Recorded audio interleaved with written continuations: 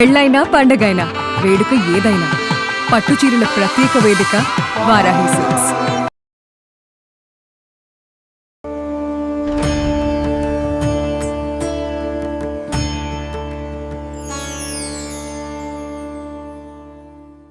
నమస్తే, welcome to Suman TV. నేను పద్మిని. ముందుగా ప్రేక్షకులకి వారాహి నవరాత్రుల శుభాకాంక్షలు.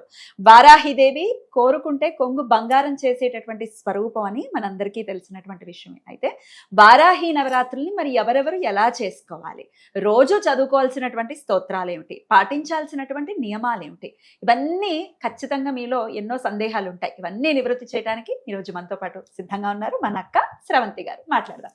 అక్క నమస్తే. అక్క నమస్తే పద్మిని. వారాహి నవరాత్రుల శుభాకాంక్షలు అక్క. మీకు అందరికి కూడా వారాహి అమ్మవారి అనుగ్రహం తప్పకుండా లభించాలని కోరుకుంటూ మాట్లాడుకో. ఏదో కరెక్ట్ పర్సన్ ఖచ్చితంగా. ఎందుకు అంటే వారాహిదేవిని ఎన్నో సంవత్సరాలుగా కొలుస్తూ ఉన్నారు. చక్కగా చాలా విశేషంగా పెద్ద పెద్ద క్షేత్రాల్లో కూడా మనం చేసుకున్నాం కదా. ఆషాఢ పూర్ణిమకి పూర్ణాహుతి చేసుకున్నాం 4 ఏళ్ల క్రితం. కాశీకి వెళ్ళాము, తర్వాత త్రిపురాంతకానికి వెళ్ళాము. Next year. అద్భుతం అక్క. సో మరి వారాహిదేవిని ఎలా పూజించుకోవాలి అంటే డే 1, డే 2, డే 3 అలా సపరేట్ గా 9 వీడియోస్ మనం ప్రేక్షకులకు అందిస్తే వాళ్ళకి ఉపయోగకరంగా ఉంటుందని నా భావన అక్క. ఒక రోజు ముందు వీడియోస్ అన్ని కూడా పబ్లిష్ చేయడం జరుగుతుంది. సో ఖచ్చితంగా ఈ వీడియో చూస్తే చక్కగా ఫాలో చేసేసుకోవచ్చు వాళ్ళు. ఏం పూజ చేసుకోవాలి, ఎలా దండం పెట్టుకోవాలి, ఇవన్నీ మరి మొదలు పెడదాం అక్క. తప్పకుండా. మరి 6వ రోజు అమ్మవారిని ఏ నామంతో కొలుస్తాము, ఏ స్వరూపంతో కొలుస్తాము అనేది ఇప్పుడు తెలుసుకున్నాం. చెప్తారక్క? తప్పకుండా చెప్తాను.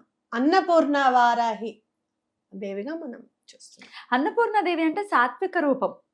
సాత్విక రూపం ఇక్కడ వారాహిదేవికి కూడా వస్తుందా? వస్తుంది. అందుకనే కదా ఆవిడ అగ్రికల్చర్ కి వారాహి అమ్మవారిని పూజిస్తాము. అమ్మ స్వరూపం అంతా ఒకటే. కాకపోతే మనం అన్నం పెట్టేటప్పుడు కూడా తినకపోతే పటా 4 బాది పెడుతుంది అమ్మ.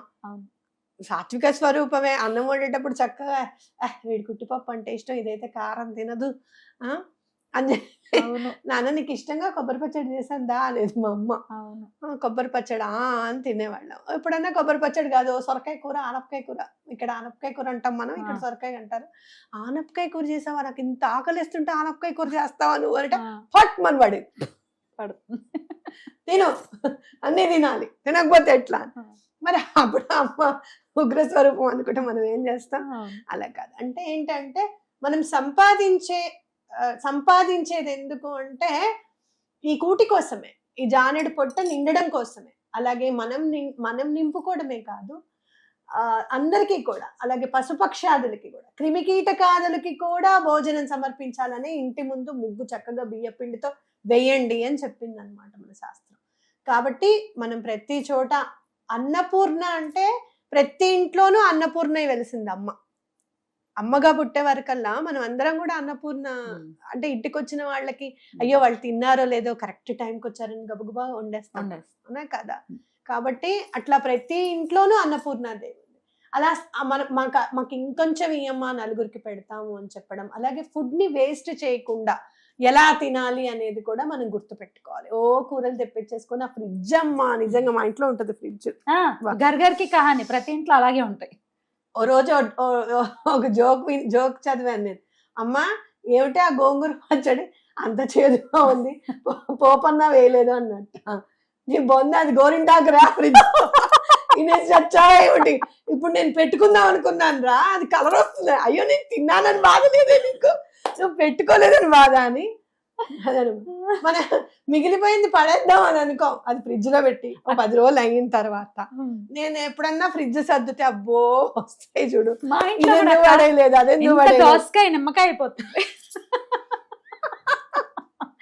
జోక్స్ పాటు ఇట్లా వేస్ట్ చేయకూడదు. నిజంగా మనం ఫ్రిడ్జ్ లో పెట్టిన ఐటమ్స్ వేస్ట్ చేస్తుంటే నాకు అనిపిస్తుంది ఏమిటి ఇంత వేస్ట్ చేస్తున్నామా అనిపిస్తుంది.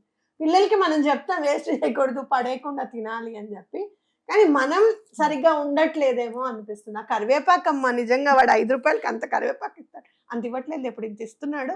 వాడితో దెబ్బలాడి మరీ తీసుకొస్తాం, అది ఎండిపోయిన తర్వాత టక్ అవుతలేడు. Your not, your place is not here అని చెప్పి పంపించి మళ్ళీ కొత్త కరివేపాకు చేస్తాం. వేస్టేజ్ అంటే కరివేపాకు, కొత్తిమీర దగ్గరే, పచ్చిమిర్చి ఒకటి, పండుపై అవి తొడిమలు తీసి పెట్టుకున్నా అబ్బే నేనైతే చేయి ఓపెన్ గా చెప్తున్నా. చేసిన పాపం చెప్తే పోతాను. అంటే ఏంటంటే బిజీ షెడ్యూల్ మనం ఎప్పుడైతే ఆ బిజీ షెడ్యూల్ నుంచి కూడా ఎవరితో ఫోన్ లో మాట్లాడుతూ ఎప్పుడైతే పచ్చిమిరపకాయ తోడమని నేను తీస్తానో, వేస్ట్ చేయను, ఇంకొంచెం పైకి వెళ్తాను. అది మనం నేర్చుకోవాల్సింది. అన్నపూర్ణ వారాయి అమ్మవారికి ఈ వేస్టేజ్ అవ్వకుండా మమ్మల్ని దీవించమ్మా అని చెప్పి దండం పెట్టుకోవడమే మనం చేయాల్సిన పని. ఇప్పటిదాకా వేస్ట్ చేసిన దానికి క్షమాపణ ఎట్లా చెప్పాలి అమ్మవారికి? Sorry, please forgive me, I love you, I thank you. ఈ 4 వర్డ్స్ చెప్తే పడని వాడంటూ ఉండడు. ఎలాంటి వాడైనా సరే సరే సరే చేయకు తప్పుకో అని అంటారు. కాబట్టి universe has given a very good words. అది హోఫనాఫ్నో ప్రేయర్ కింద మనం చేసుకుంటూ ఉన్నాము. అలాగే అమ్మవారిని కూడా మమ్మల్ని క్షమించమ్మా, మమ్మల్ని ఎటువంటి పరిస్థితుల్లోనూ వేస్ట్ చేయకుండా చూడు అని చెప్పి అమ్మవారికి దండం పెట్టుకోవడం. అద్భుతం. అయితే అన్నపూర్ణ వారాహిదేవికి సంబంధించిన రూపం కాబట్టి ఈ రోజు మరి 6వ రోజు ద్వాదశ నామాలు అలాగే వారాహి కవచం ఎలా చదువుకోవాలో అక్క చదివి వినిపిస్తారు, విందాం. చదువుతారక్క? తప్పకుండా చదువుతాను.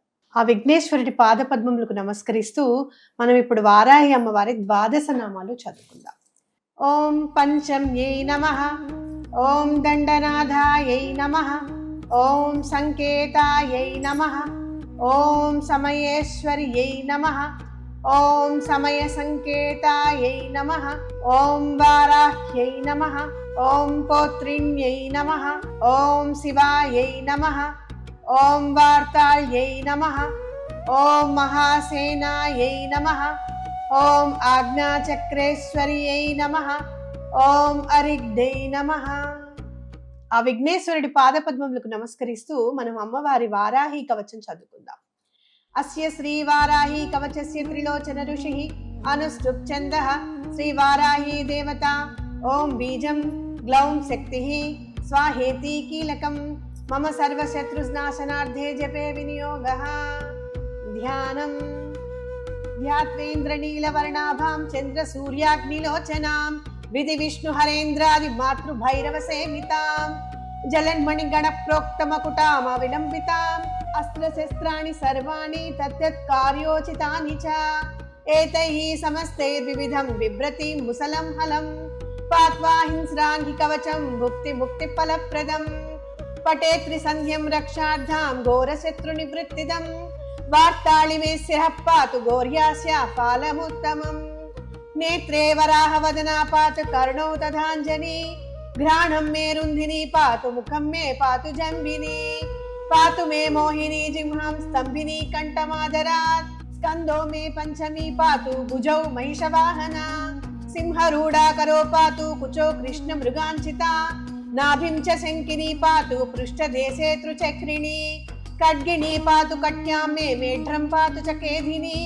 गुदं मे क्रोतिनी पातु जगनं स्तम्भिनी तथा चंडोर्चोर्मुयुग्मं जानुनी शत्रुमर्दिनी जंगाद्वयं भद्रकाली महाकाली च गुल्पयोः पादाद्यंगुली पर्यन्तं पातु चोन्मत्त भैरवी सर्वांगं मे सदा पातु काल संकर्षणी तथा युक्तायुक्तस्थितं नित्यं सर्व पापात्यमुच्यते सर्वे समृद्ध्य संयुक्तं भक्त रक्षण तत्परं समस्त देवता सर्वं सव्यं विष्णोः पुरार्धने सर्वशत्रु विनाशाय शूलिना निर्मितं पुरा सर्वभक्तजनाश्रित्य सर्वविद्वेष संहतिः वाराही कवचं नित्यं त्रिसन्ध्यं यपटे नरः तथा विदं भूतगणान् स्पृशन्ति कदाचन आपदाः शत्रुचोरादि गृहदोषाश्च संभवाः माता पुत्रं यदा वत्सं धेनुपक्षेवलोचनं तथाङ्गमेव वाराही रक्षा रक्षाति सर्वदा इति श्री रुद्रयामल तंत्रे श्री वाराही कवचम.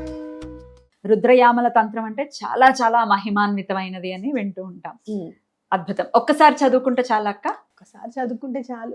అమ్మవారి కవచం ఏంటంటే అన్ని విధాలుగా అసలు పంచభూతాలని కాదు, లేదు అంటే గనక శత్రువులు బయట అంతఃశత్రువులు, మనలోని అంతఃశత్రువులు ఎలా ఉంటారు చెప్పు, ఎవరు అవునా కాదా? అలాంటి వాళ్ళని కాదు, ఏదైనా కానీ శత్రు సంహారం అనేది అమ్మవారు చేస్తారు. మనని కూడా చాలా అంటే చాలా మౌల్డ్ చేస్తారు. ఒక రకంగా చెప్పాలి అని అంటే మనం కూడా అంటే అమ్మవారి చేతిలో మనం కూడా శిల్పంగా తయారవుతాం అనేది ఖచ్చితంగా చెప్పుకోవచ్చు. 9 రోజులు పూజ చేసుకునే వాళ్ళు బ్రహ్మచర్యం పాటించాలా? తప్పకుండా పాటించాలి. బ్రహ్మచర్యం అనేది తప్పనిసరి. అలాగే తామసిక ఆహారం, నాన్ వెజ్ తినకూడదు, ఉల్లిపాయ తినకూడదు, వెల్లుల్లిపాయ తినకూడదు. ఒకవేళ మేము 9 రోజులు చేయలేకపోతున్నామండి, రకరకాల కారణాల రీత్యా, అది పీరియడ్స్ ఉన్నాయి, ఇట్లా రకరకాలు ఉన్నాయి అనుకోండి, 3 రోజులు 5 రోజులు చేసుకోవచ్చా? ఎన్ని రోజులు చేస్తే అంత ఫలితం ఇస్తుంది అమ్మ. 3 రోజులు చేసిన తర్వాత అనుకోకుండా మీకు ఏమైనా అడ్డొచ్చింది అనుకోండి, తిట్టుకోకండి. అంటే అసలు ఏమీ చేయకుండా నువ్వు పక్కన కూర్చుని కూడా నన్ను పూజించవచ్చు అనేంత అమ్మవారు ఇచ్చింది అని ఖచ్చితంగా నమ్మండి.